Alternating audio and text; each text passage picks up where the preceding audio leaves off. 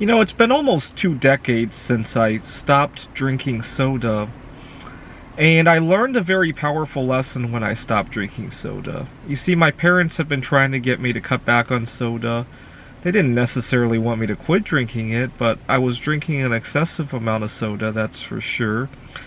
But what really helped me stop drinking it is to never view it as a sort of sacrifice. What I tried to do was view myself 10 years, 15 years from now, being completely free of the soda and having the freedom to do things without being punctuated by cravings for soda, having the health benefits of not drinking soda, and more importantly, just feeling free of it. And that's why I quit cold turkey altogether. Now, my parents were very upset.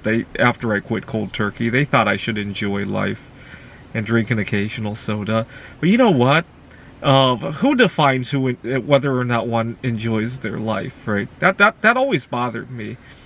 That somebody can feel somebody else's enjoyment of life. And I run into that problem today, actually. So I learned your perspective of what you're doing is very important.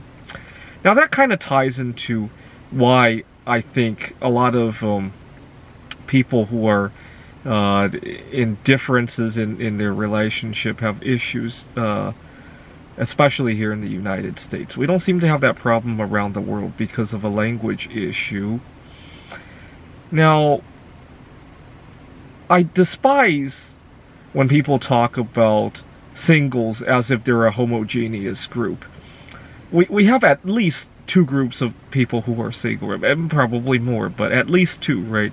People who are solosexual and people who are otherwise but have not found that partner yet, right? It could be the same-sex partner, it could be an opposite-sex partner, but you got at least these two groups, and they get lumped together, right?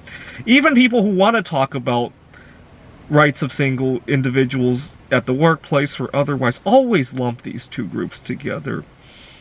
And so I prefer to use the word solosexual. I almost don't like to say single anymore.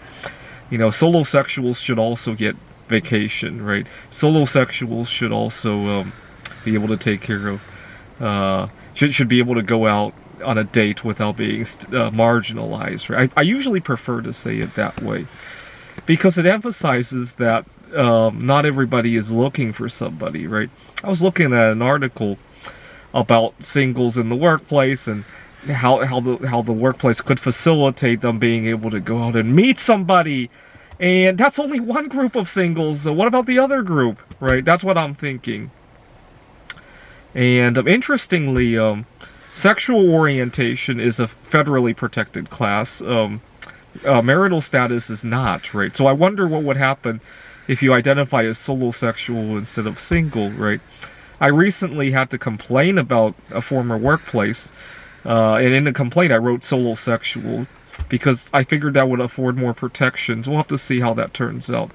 Anyways, your choice of words can make a big difference on your thought process, on your solution, right? So instead of thinking of, I'm going to sacrifice drinking soda, I'm free of soda, right?